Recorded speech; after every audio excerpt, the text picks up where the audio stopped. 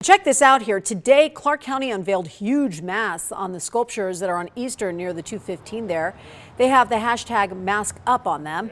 County Commissioner Michael Naff says he hopes the masks will, quote, serve as a friendly reminder to residents to wear their masks as they drive by these beautiful sculptures.